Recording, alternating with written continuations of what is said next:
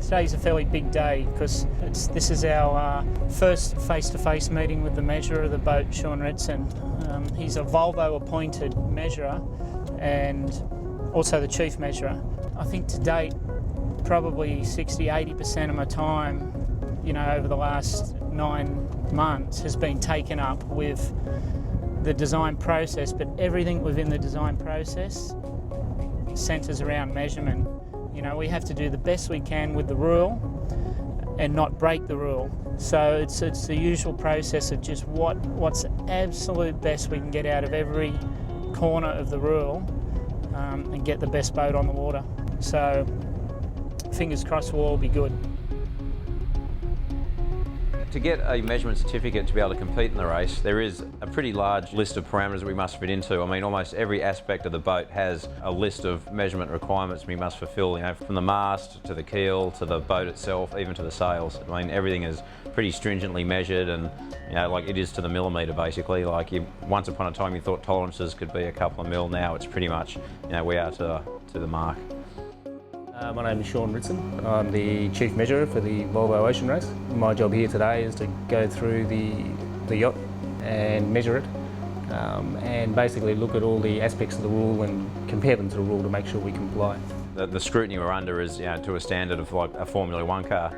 You look at what the process they go through to get their cars to race each year. It's no different for us to be able to compete in this race here. If your car doesn't get a warrant of fitness, then you can't drive it on the road, you can't register it. Similarly, if the yacht doesn't get a class certificate, which is the document that we produce to say that it complies with the rules, then you can't enter the Volvo Ocean Race.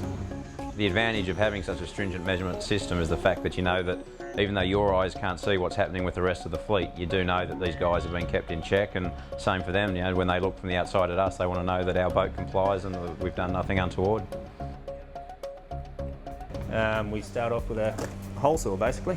We've got some predetermined spots on the boat that we need to measure samples for.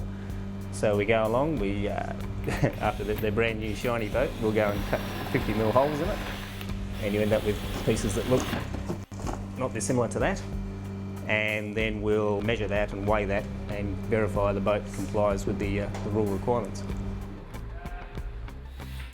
Geo is key to this whole project. He's been a lead structural engineer from day one, and the one thing you find with these boats is like 99% of the boat is structural.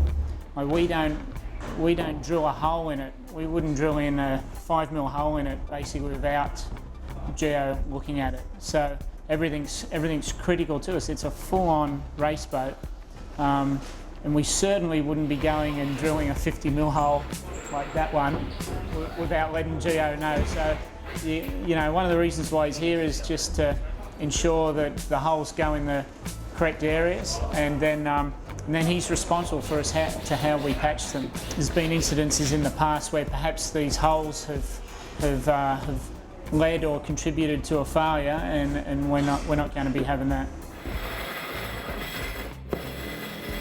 You just want to get this day behind you, really. You want to pass it. You want to pass it very close to the rule, so your boat's not overweight, and move on to the next measurement item.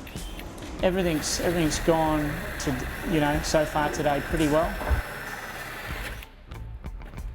The rule actually stipulates what units of measurement we have to measure to. In some cases it's to within 10mm, in some cases it's to within 1mm. In the case of weight, the weight of the boat is to within 10 kilograms. Other areas are to within much finer tolerances. So it just depends on what we're measuring as to what margins we've got to work with. This is just the measurer's way of making sure that we build the boats strong enough. So it's a predetermined number in different areas of the boat, how much it has to weigh per square metre. This sample is taken from our aft bulkhead, so that's the frame that separates the deck from the hull. And it's got to be a minimum panel weight of 6.5 kilograms per square metre. And same deal again, this came out at 6.6 or possibly 6.7, so very, very close to the minimum.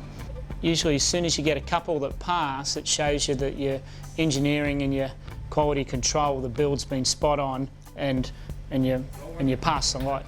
We were fairly confident coming into today that everything would be all right. Gio's done a huge amount of work to make sure we're covered well here, and but it is nice to get it out of the way.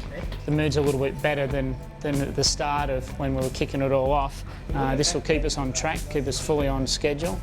Touch wood, we're right on the money, right across the board here at the moment.